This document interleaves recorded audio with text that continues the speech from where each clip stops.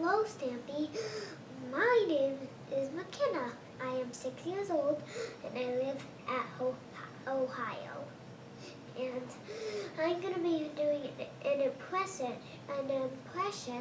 of you saying the ghost stories.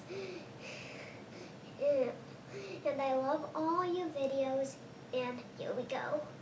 First is the ghost dog. So every night my lovely world is overrun by ghosts of the animals I love the most. Out of the graves my dead dogs float, ocean the new experiment coat. The dogs I tried my best to raise, but died in a variety of ways. Pokey wouldn't keep too late, and Guilty Bark wouldn't sleep at night. Snowy went in a ironic way, and Chicken only lived for a day. Stampy Goodnose had a silly name, and Spring should have tried to be tame. Arrow had a nasty fall, and Oreo ignored my call. Lucky was chasing a villain on the run. Necro just stood in to join in on the fun. The Avatar and Sparky, they died together. And Gregory, who I will love forever. Being ghosts, they can break all the rules. Like magic, they can walk through my walls.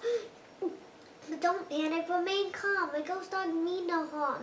Keep sleeping and stay bedded. My clubhouse is where they're headed. They walk there in a trance, and their only purpose is to dance. Don't feel sad about the dogs who passed on, for now they live an eternal song.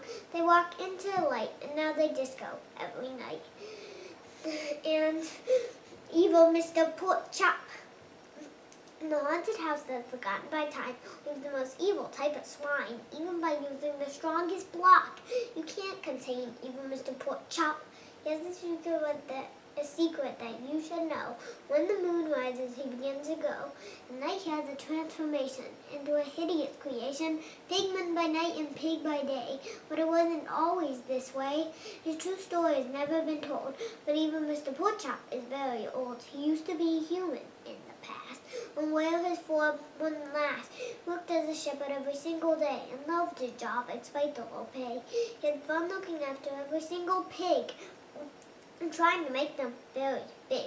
See, he was working toward winning the prize Porker Award, the animal award for the biggest pig in the land. But he was always second, something he couldn't stand. This year he wanted to win more than ever. He would attend to his pigs in any type of weather. One day he was approached by an old woman in a cloak.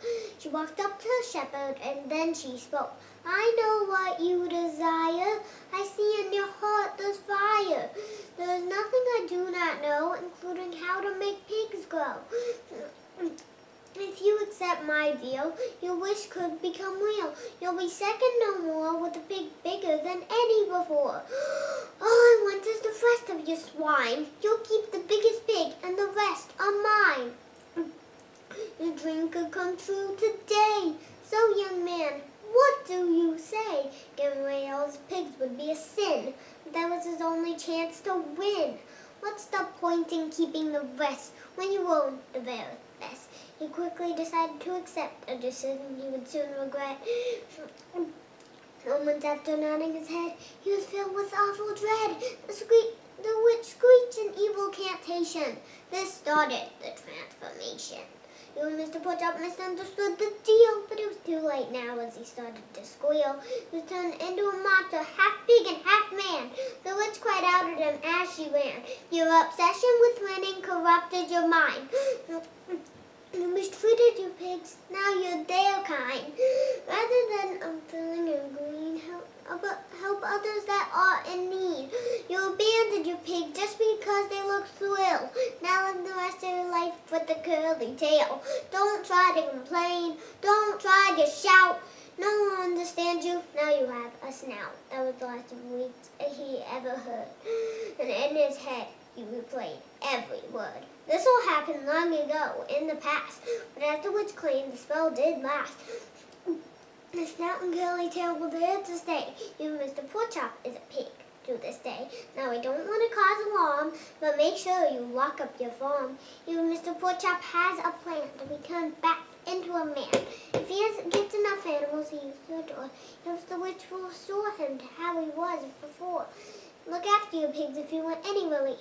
You, Mr. Porkchop, is a nasty pig thief. Now, here's the story about Googly Island. Googly Island is a piece of land that the Googlies often stand. It's all coincidence they all go to that place. It's a big expansion to Googly Lake. Long ago, Googlies weren't bad, and something made one mad. They roamed the land and played a peaceful life, with no worries or any strife. They didn't work or build, and nature provided the guild. They left the world the same as when they arrived. With no tools, they couldn't change it if they tried. There was one Googly who ruled them all. A wise old creeper that was strong and tall. They called him King Creeper. He was the leader and the teacher. He taught about only what you need and how the mind corrupts with greed. Like the other Googlies, he owned nothing, but he was still happy living atop that hill. One day, a human arrived. He moved up the hill with no intention to leave. An ignorant human buys others as Steve. The Googlies watched as animals were killed. He chopped down trees and started to build. The Googlies suddenly looked on and frowned as Steve started to reshape the ground. One day the Googlies decided they've had enough. They went up to Steve and started to moan of how he was ruining their home. Sadly, the message was missed. The Googlies moaned, groaned, and hissed. Steve ignored them and continued to build his elaborate mansion on the Googly field. King Creeper, once calm, now he's fuming. He went up to Steve's mansion and started booming.